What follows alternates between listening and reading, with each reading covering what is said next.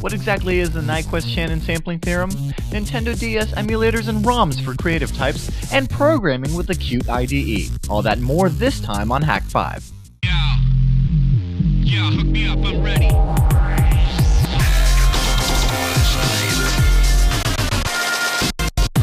This episode of Hak5 is brought to you by Nokia, GoToAssist Express. Support smarter with GoToAssist Express. And domain.com. Got a great idea? It all starts with a great domain, domain.com. Hello and welcome to Hak5. My name is Darren Kitchen and this is your weekly dose of... And I'm Shannon Morse. What are you doing here? AKA Batman. Pew pew. Boom. Ha. It's your weekly dose of Technolust. With Shannon. Hi. Hey, you moved out here yet? Yes, I hitchhiked all the way here. And I just decided to spend a couple of days here. Did you know I'm staying upstairs? No, I didn't realize this. Oh, yeah, it's true. What are you doing here in the Bay Area? Apartment hunting. Oh, as it were. Okay. I know. I found a couple of places. Oh. Not the perfect place, but Doesn't at least I have a exist. general idea of what I want now. Nice. So, yeah, more apartment hunting in January, and then I'll be out here in February. Hey, February is also the beginning of season 9. Yes! Perfect timing! Hooray! Woo! Okay, All right. So, also, last time we spoke, I was talking about how I was flying back to Virginia, and then I was going to drive across the country with the kitty. And, Oh, I was like, your car! yeah.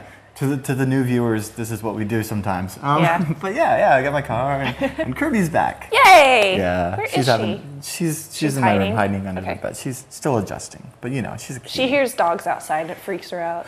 She's never been around a dog, poor thing.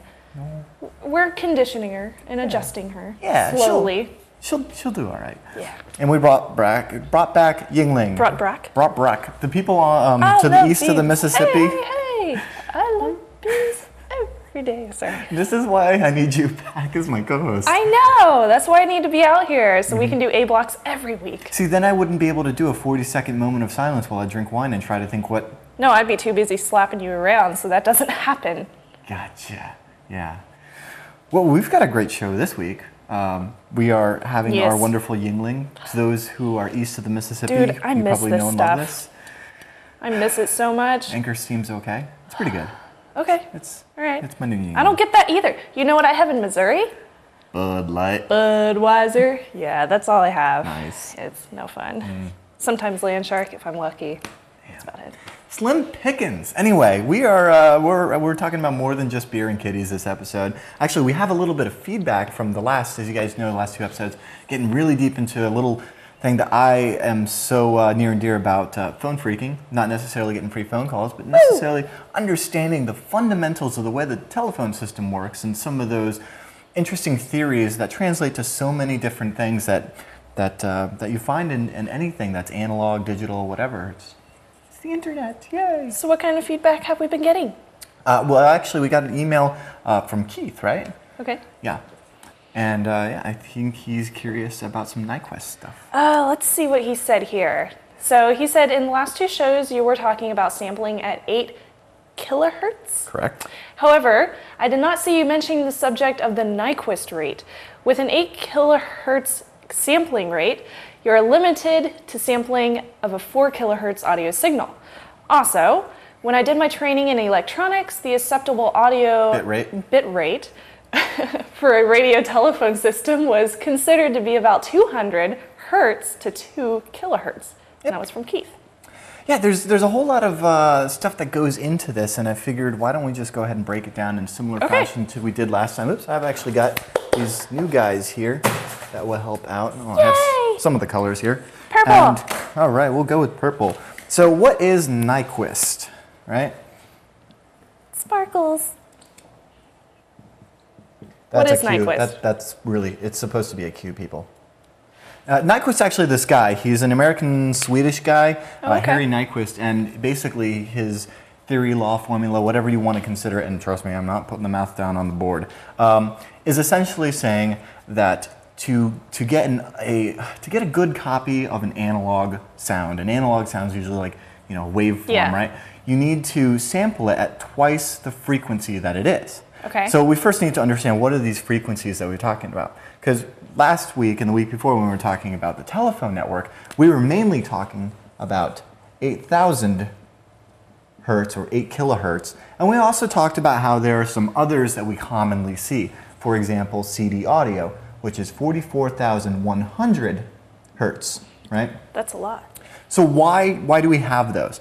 Well, because of the human voice. Now, the human voice typically is, at least in telephony, we're talking about 300 to 3,400 hertz. And that's what we're going to hear. Now, the human ear, we can hear anything from generally accepted 20 to 20,000 hertz. So what this means is, and it's kind of interesting to read about the frequencies at which a male speaks versus a female speaks, and what the highest octave. I'm sure we got a bit of a higher pitch. Yeah. It's like 165 or no 250 something. Anyway, like some operettas can like do some crazy stuff with their voices. But essentially, what it means is if we have an analog waveform, say it's like let me use a blue. Let's go with blue for our analog waveform. So we've got this waveform here, right? And it's looking like this. Okay. And let's say, for example, that is 4 kilohertz, right? That's 4,000 hertz.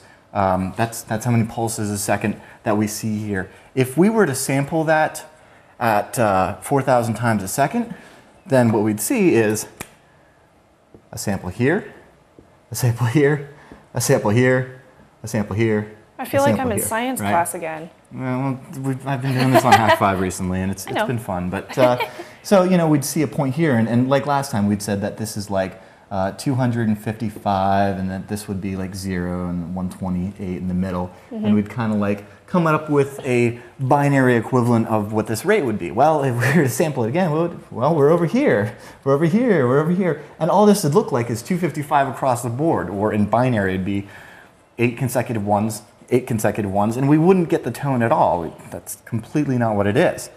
So Nyquist, this guy, realized, well, if say, for example, 4,000 hertz or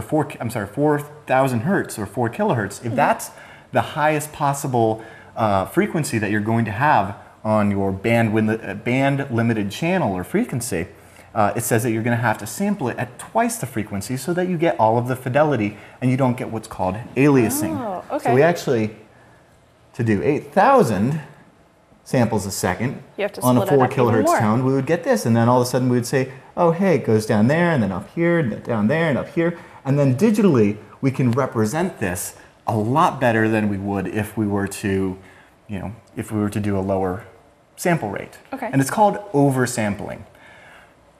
Technically, really, we only have to oversample by a little bit, but by doubling the samples that we do, we have a much better chance of getting a better quality sound.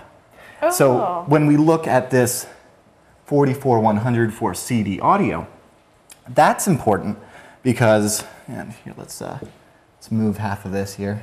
So since human hearing is between 20 and 2,000 hertz, right? Well, this right here, the 44,100, as our Nyquist frequency, gives us a Nyquist sample of 22,050 hertz. So that's too high for human ears. Yeah, that's actually 2,050 hertz over. Over what we can hear. And you know what? That right there is what we call the headroom. It's just a little extra room to make sure that when we do our sampling, we're not missing anything. We're not getting any nasty aliasing. Now, aliasing in audio is very similar to aliasing that you probably already know of if you have an LCD monitor or even a CRT, really. Because you've probably always seen it with pixels and stuff like that. So if I were to draw an X, right? If I were to draw a pretty X here, let's just imagine that's like a serif X or something. I'm not drawing the best X here, but imagine that's our font. As long as it's not Comic Sans, you know who you people are. And we were to represent that digitally. Well, if we had a really low resolution, like if you were on like an Apple II or something like that, what you would end up seeing is like some blocky representation that's like this, right? Each of these Right, yeah. being pixels, and man, is that not pretty. So to anti-alias that, like we've, just like we're doing the Nyquist rate and sampling it multiple times over, we see the same theory going on here where, using another color here, we'll imagine that we have these lighter shaded pixels right next to them. And if these blue ones, like if those were black, then these that I'm drawing right here with dots be kind of a grayish color. Would be kind of grayish. And then to the human eyes, it would look more pleasing, it would look more similar to what we're expecting. And that's exactly what we're talking about with the digital to analog conversion there. It's just a matter of sampling at a high enough frequency so that, it sounds like human speech. And in fact, I think there was a study done, we glossed over it last time, but there was a study done that found that a bit rate of like 400, I want to say kilobits a second or something like that, is the least that a human can process and understand like human speech. Mm-hmm. So, because human speech is within a very small frequency. Yeah. Actually, you want to talk about a frequency that you may be aware of here. This is a fun one. So we talked about how 20,000 hertz, and I don't know, like it really depends on a lot of variables, like who the person is, what your environmental variables are. This room, not acoustically great, but we still shoot in it.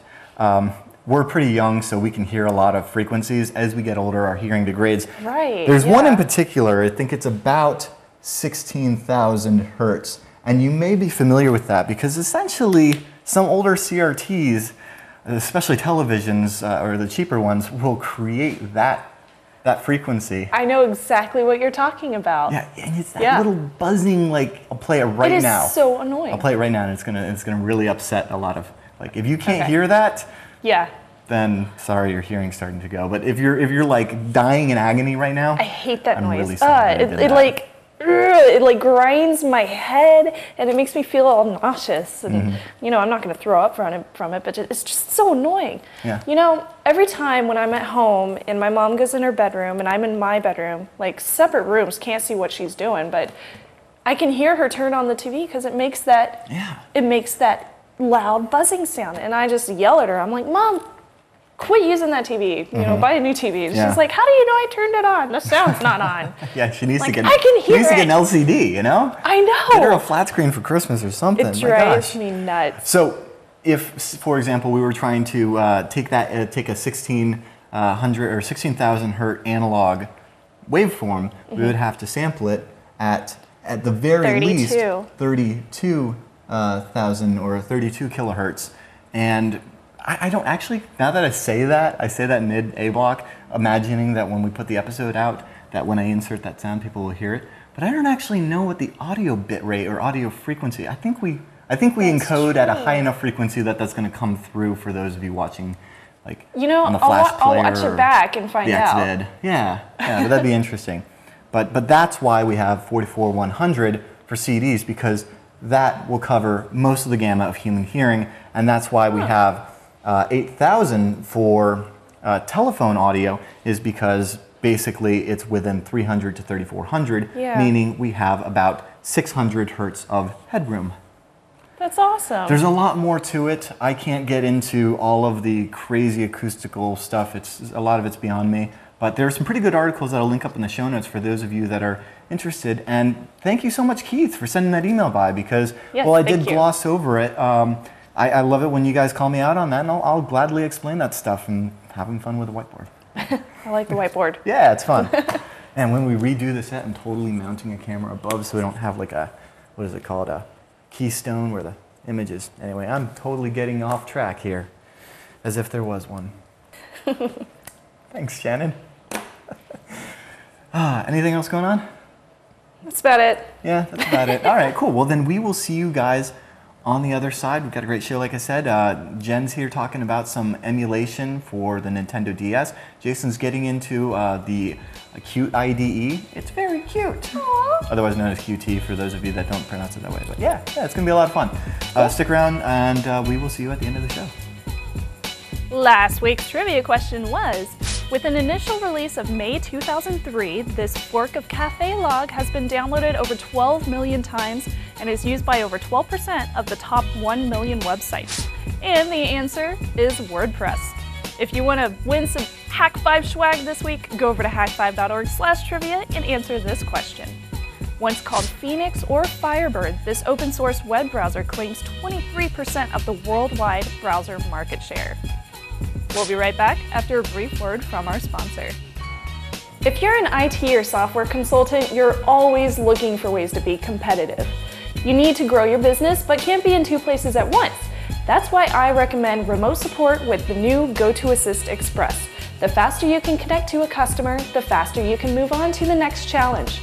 With GoToAssist Express, you're going to increase revenue by handling more support requests, reduce travel time and overhead costs, support clients even when they are not at their computer, and rise above the competition by providing faster, more professional service. Hak5 viewers can try GoToAssist Express free for 30 days. For this special offer, visit gotoassist.com/hak5. That's gotoassist.com/HAK5 for a free trial. As you can expect, I get a lot of letters asking me for help with DS and PSP Homebrew. That said, exactly one person has asked me if it's possible to play DS Homebrew without actually owning a DS. Now, in the beginning, when the DS launched, people figured, oh man, it's going to take them forever to figure out how to emulate both screens. It's going to take ages and ages.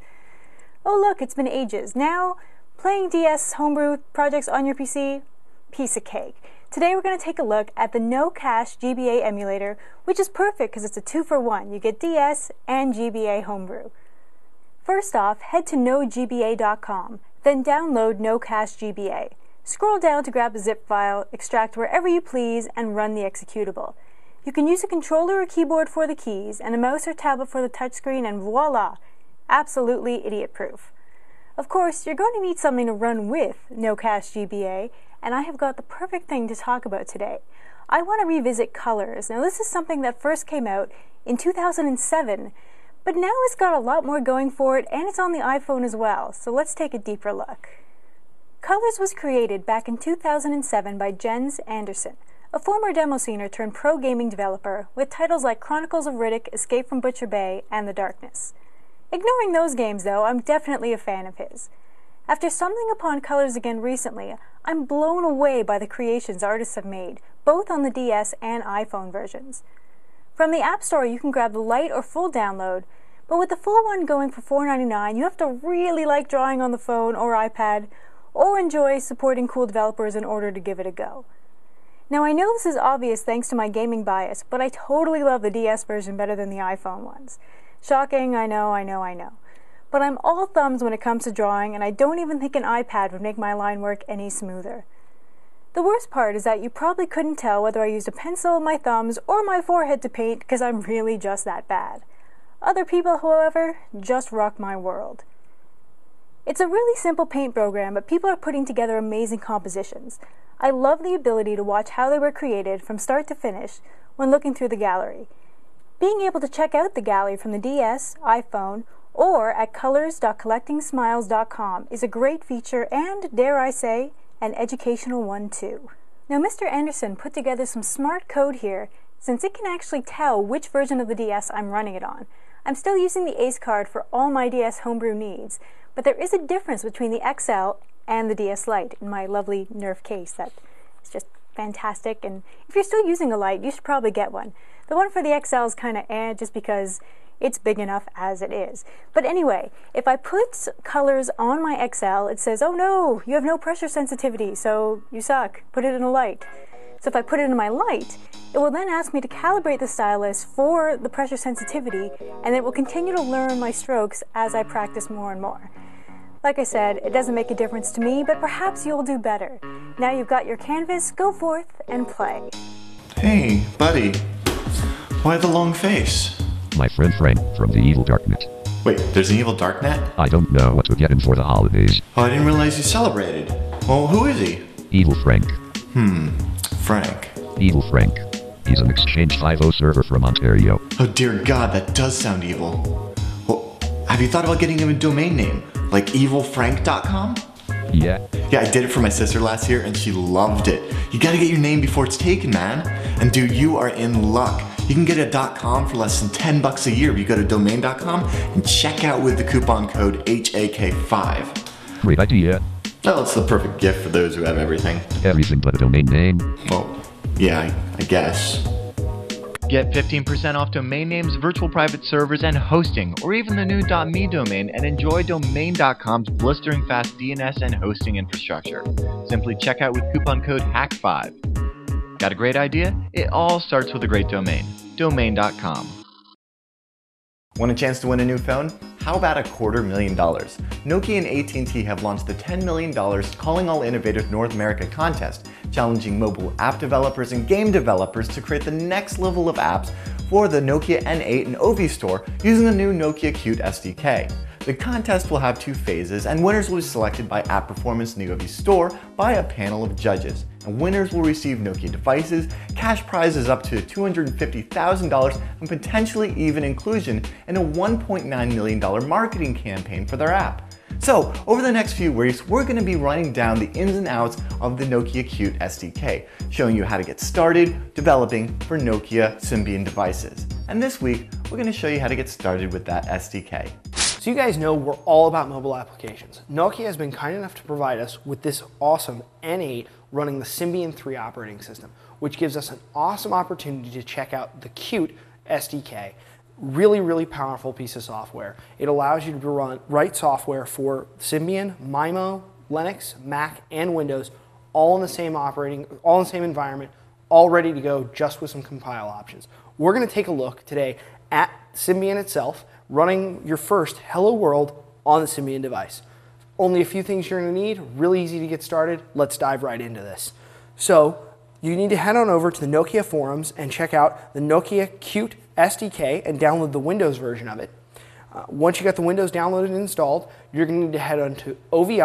I believe it's ovi.com, links right here. You're looking for the OVI PC suite. That's going to allow you to connect the phone to the computer. So once we have those both downloaded, we need to install the Trek or TRK installer onto the Nokia itself. Really simple to do. Head on over, once you have it installed, it's all in your startup menu. Head on over to Nokia SDK, Symbian, install TRK to the Symbian device, and then you're looking for, in this case, because it is a Symbian 3, TRK Symbian 3. Double click it, it'll open up in the OVI PC suite. Would you like to install it on your device? It's going to install it on the device. Once you have it installed on your device, you're ready to go. You're ready to start developing. So let's go ahead and open the Qt Creator. Same place we just were, except for top directory, Qt Creator. So once you have the Qt Creator open, we're going to go create a project. We're going to create a mobile Qt application or mobile Qt application. Then we're going to choose, we're going to name it. No spaces, no special characters. Keep it straight, caps, lowercase, camel case it so it looks good. And then we're going to throw it straight in the C drive because you need to have it in the, without your path that you're going to have the application project in, cannot have any special characters in it because when it goes to the Qt QMake, it's going to run through the Symbian QMake, and that cannot accept any special characters. It needs to be a very simple path. So then we're going to go ahead, we're going to uncheck MIMO and the QT or Qt simulator and just leave Symbian device. Once that's done, standard hello world, just stick with the main CPP, the window.cpp, window.h, the header file for it, and then what we're going to be dealing with, the main.ui. And then the second one, which would be hello world.pro, which is the Qt or Qt project file. Once that loads up, really simple. This is a drag and drop UI interface. This is dealing with the .ui file. So for what we're doing, we're going to drag a label straight onto the screen, put it in the top left-hand corner. It says text label, and now it's going to say hello world. Drag it to make it a little bigger to fit the text, and that's it. Now, all you do is hit the big friendly green button. It builds, it packages, sends it on over to the phone for installation, and here it is. Hello World running on the Symbian 3 platform. Beautifully easy, done. Pretty cool. If you have any questions on this, you know, what you're doing in Symbian, what you're doing with the Qt Creator, head on over to the Nokia forums. They've got an awesome forums and great support team set up there at forums.nokia.com. You know, if you have any other questions about this, you know, kind of what we covered here, or, you know, what we covered in the past, email me, Jason at hak5.org. In the next upcoming segments, we've got more QT going on. We're going to get a little bit more in depth, maybe some camera action. You know, we're really going to dive into the code. So, you know, Darren, back to you. The Nokia Qt SDK brings the popular Qt Creator IDE from the desktop and embedded world to mobile application developers, enabling them to build native apps for the Symbian 3 devices like the Nokia N8. And developers can submit their apps by January 28th to be involved. So thank you so much to Nokia for sponsoring this episode of Hak5. If you've got the Technolust, like Andres, who made this very sweet wallpaper. I like that wallpaper. Yeah, thanks so much, Andre. Thank you very much. Show your pride by emailing us your photos over at feedback@hak5.org. You can send us anything, your Hak5 sticker on your laptop, your Evil Server birthday cake, your Hak5 pumpkin. Ooh, delicious. That was one of my favorites. Yeah. Also, don't listen to me. I'm gonna, no. Don't forget, you guys can get some awesome Hak5 goodies, like this cozy Hak5 hoodie I'm wearing. That looks so warm and cozy. It is. It's lovely. And you could have one just like it, but not this one. No, not this one. No, not. But I shipped them join myself, me in the though. hoodie. No. Anyway, hak5.org/store is the place that you can find all of the Hak5 goodies just in time to get that special someone, that awesome piece of Technolust to brighten their holiday season. Special hacker in your life. Oh, we have. Well, everybody has one. Yeah. That's so sweet. Yeah, and also don't forget you can support the show for free. Oh, really? How can you do that? It's very easy. You just go over to hak5.org/subscribe, and you'll find all the ways that you can subscribe on YouTube and iTunes and all fun stuff like that. Sweet. Get your Technolust delivered all the time. Helps our numbers, and that means that you get more shows. And as you might know, clean water is one of the scarcest resources in the world, and we need it to survive, and nearly 1 billion people don't have access to it. We want to get involved, so we're partnering with Charity Water to make a difference. Charity Water is this organization that donates 100% of the money it raises to building wells and bringing clean water to communities in need, which I think is very cool. I mean, 100% of the money, that's really good. They're leveraging technology in really creative ways to mobilize people around the cause, and we want our viewers, you guys, to get involved. Yeah, all the shows on Revision 3 are actually going out and reaching out to their fans to raise money, because it takes like $5,000 to build a well, and with your help, we can go ahead and achieve that. So go ahead and hit up revision3.com/charitywater. Learn more about it, get involved, and we just think it's a pretty cool cause. We've actually had a couple of people already donate, and one of the ones that I thought was really cool was the very first donation we got.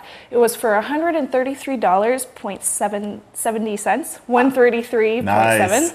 Yeah. That's kind of late. Yeah. That was from Matthew Dixon, and I was like, dude, that's awesome. Now we just Thank you, need somebody Matthew. to donate $3,133.70. Yay! Or $31,337. Yeah. I mean, I donated 25 bucks, Yeah, I Darren did too. did. Yeah. Every little bit counts. I mean, $20 goes a long way. It really does. And I'm totally down for helping out for a good cause. Awesome. It's helpful. Warm fuzzies. Warm fuzzies. Cool. Well, with all of that said, I hope you guys enjoy the show. I know it's a little bit shorter than regular, but you know, it's that season where we're just trying to truck through. But dude, season 9. I'm ready to go shopping. Yes, let's do it. I'm Shannon Morse. I'm Darren Kitchen. Trust your Technolust. Oh, there's a Techzilla logo on my face.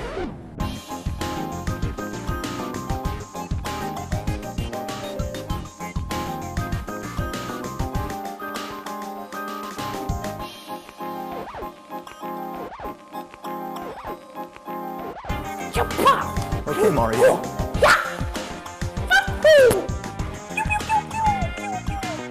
And domain.com. Got a great idea? It all starts with a great domain. Domain.com.